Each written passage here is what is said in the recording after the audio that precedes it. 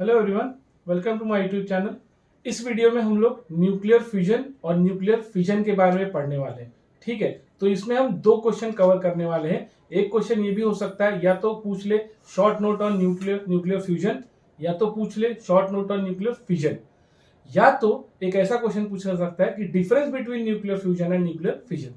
याद रखिए गाइस, पिछले साल महाराष्ट्र बोर्ड में ये जो टॉपिक था वो रिड्यूस सिलेबस में था। ठीक है, तो ये हमें नहीं करना था, लेकिन इस साल महाराष्ट्र बोर्ड में फुल सिलेबस आ रहा है फिजिक्स का, तो इसमें ये चैप्टर आपको जो structure of atom and nuclear है उस चैप्टर के अंदर ये क्वेश्चन आपको इस साल आ सकता है। ठीक है, तो हम बारी बारी से इसके बारे में पढ़ते हैं। तो पहला है न्यूक्लियर फिजन। न्यूक्लियर फिजन क्या होता है? न्यूक्लियर फिजन वो फ्यूजन रिएक्शन होता है जहां पे, मतलब फ्यूजन रिएक्शन होता है जहां पे process of splitting a nucleus, that is called which nucleus? Heavy nucleus. Split किस में होता है? दो लाइटर न्यूक्लियाई में हो जाता है। कैसे होता है? By bombardment of neutron, by bombardment of neutron और रिलीज ऑफ एनर्जी। उसको हम क्या बोलते हैं? Nuclear fission. That is process of splitting a heavier nucleus into two lighter nucleus after bombardment with release of energy is called nuclear fusion। अब nuclear fission के लिए हमें हमेशा अनस्टेबल न्यूक्लियस की जरूरत पड़ती है। तो अनस्टेबल न्यूक्लियस क्या होता है? अनस्टेबल न्यूक्लियस वो न्यूक्लियस होता है जिसके अंदर नंबर ऑफ प्रोटॉन नंबर क्या होता है? बहुत कम होता है। किससे कम होता है? न्यूट्रॉन नंबर से। इसका मतलब न्यूट्रॉन नंबर की संख्या ज्यादा होगी। किससे? प्रोटॉन से। तभी वो न्यूक्लियस क्या कहलाता है? Unstable nucleus. और उसी अनस्टेबल न्यूक्लियस का हम यूज करते हैं किसके लिए? न्यूक्लियर फिजन एक्सपेरिमेंट के लिए। तो आप बोलोगे सर फिर स्टेबल न्यूक्लियस क्या होता है? स्टेबल न्यूक्लियस वो न्यूक्लियस होता है जिसके पास इक्वल नंबर ऑफ प्रोटॉन और इक्वल नंबर ऑफ न्यूट्रॉन होता है, तो इसलिए उसे हम क्या बोलते हैं? Stable nucleus. और अनस्टेबल न्यूक्लियस क्या होता है? जिसमें न्यूट्रॉन नंबर की संख्या ज्यादा होती है। किससे? Proton number. फॉर एग्जाम्पल, अब हम इसके एग्जाम्पल स्टडी करते हैं। नेचर में यूरेनियम 235 और यूरेनियम 238 ऐसे दो आइसोटोप प्रेजेंट होते हैं। किसके? यूरेनियम के। तो हम इसमें से यूरेनियम 235 लेते हैं।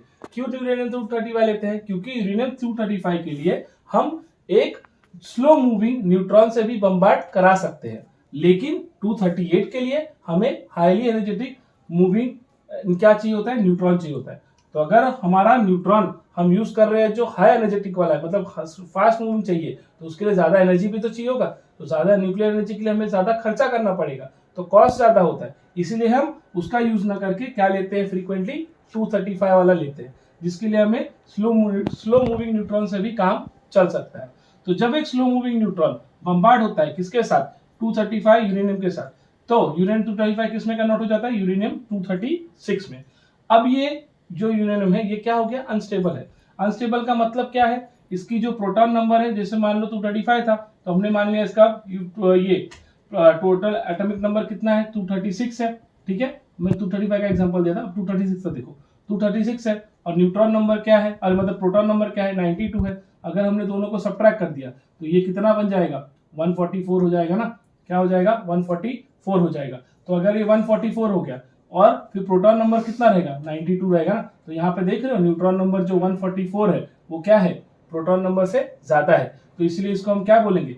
Unstable nucleus. तो इसी अनस्टेबल न्यूक्लियस का हम क्या करते हैं? न्यूक्लियर फिजन रिएक्शन के लिए यूज करते हैं। और उसके होता क्या है? दो लाइटर न्यूक्लियाई बनते हैं। देखो यहाँ पे बेरियम बन गया जिसका एटॉमिक नंबर कितना है? 144, और क्रिप्टॉन बन गया जिसका एटॉमिक नंबर कितना है? 89। अगर आप दोनों को ऐड करोगे तो 233 हो जाएगा। ठीक है, और दोनों के इसको प्रोटॉन नंबर को ऐड करोगे तो कितना हो जाएगा? 92 हो जाएगा। तो यहाँ पे 3 न्यूट्रॉन क्या हो गया? कम हो गया ना। तो वही 3 न्यूट्रॉन क्या होता है? रिलीज होता है। ठीक है, और साथ ही साथ एनर्जी भी रिलीज होती है। तो इस रिएक्शन को हम क्या बोलते हैं? Nuclear fission reaction. क्या रिएक्शन है? Process of splitting heavier nuclei into two lighter nuclei by bombardment of neutron will make it unstable। Unstable हो गया तो it is available for nuclear fission reaction. Understood? समझ में आया? अब देखिए अगला है टॉपिक न्यूक्लियर फ्यूजन। तो न्यूक्लियर फ्यूजन क्या होगा? अगर यहाँ पे हैवियर न्यूक्लियर स्प्लिट हो रहा है लाइटर में, तो न्यूक्लियर फ्यूजन में क्या होगा? जो लाइटर न्यूक्लियाई वो फ्यूज होकर क्या बनाएगा? Heavier nuclei. ये कहां पे होता है इस रिएक्शन के लिए? याद रखिए स्टूडेंट, इस रिएक्शन के लिए बहुत हाई टेम्परेचर भी चाहिए होता है।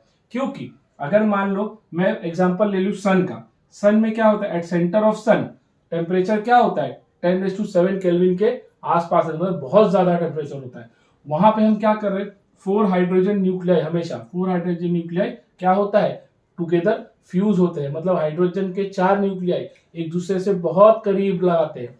याद रखिए इस न्यूक्लियर फ्यूजन रिएक्शन के लिए, मतलब न्यूक्लियर रिएक्शन के लिए हमें एटलीस्ट 2 न्यूक्लियाई के बीच का डिस्टेंस फेम्टोमीटर इतना करीब लाना पड़ता है। फेम्टोमीटर क्या होता है, 10⁻⁻15 होता है, 10⁻⁻15 इतना इतना करीब लाना पड़ता है।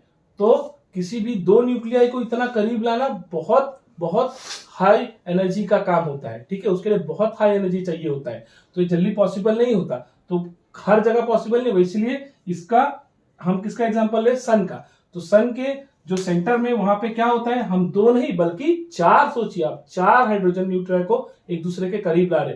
कितना करीब ला रहे, 10⁻⁻15 उससे और कम, ठीक है। उतना करीब लाने के लिए हमें क्या चाहिए होगा, हाई एनर्जी चाहिए होगा। तो देखो यहाँ पे लिखा है at centre of sun at temperature 10⁻7 kelvin, इतना हाई है। और 4 हाइड्रोजन हम क्या कर रहे हैं, 4 न्यूक्लियाई को फ्यूज कर रहे हैं to form a helium nuclei. तो जब इन चारों को हम करीब लाएंगे तो क्या फॉर्म होगा, क्या फॉर्म होगा, हीलियम न्यूक्लियाई। यहाँ पे देखिए 4 प्रोटॉन था, 4 प्रोटॉन को टुगेदर फ्यूज किया तो क्या बना, हीलियम न्यूक्लियाई, जो कि अल्फा पार्टिकल भी आप बोल सकते हो। और साथ ही साथ कुछ एनर्जी और कुछ चार्जेस भी रिलीज हो रहा है, और न्यूट्रिनो भी रिलीज होगा। साथ ही साथ न्यूट्रिनो को पता है ना, मास कम होता है, और साथ ही साथ क्या होगा, हाई एनर्जी रिलीज होगी। ये हाई एनर्जी कितना होगा, 26.7 मेगा इलेक्ट्रॉन वोल्ट, इतनी एनर्जी जा रही है, सोचो, ठीक है। तो याद रखो इसके लिए बहुत यहाँ पे टेम्परेचर की बहुत जरूरत होती है, बहुत ज्यादा हीट टेम्परेचर चाहिए होता है, तभी हम न्यूक्लियर फ्यूजन रिएक्शन कर सकते हैं। सबसे बेस्ट एग्जांपल है सन के सेंटर का जो रिएक्शन, याद है ना सन कितना हाई एनर्जेटिक वाला है, कितनी हीट होती है वहां पे सेंटर में, और सेंटर में सोचिए उसमें से रिपल्सिव फोर्स कितना होता है, दो प्रोटॉन के बीच में। उस रिपल्सिव फोर्स को टुगेदर लाने के लिए, मतलब रिपल्सिव फोर्स को बैलेंस करने के लिए, टुगेदर लाने के लिए बहुत टेम्परेचर या हीट चाहिए होता है, तभी ये न्यूक्लियर फ्यूजन पॉसिबल होता है।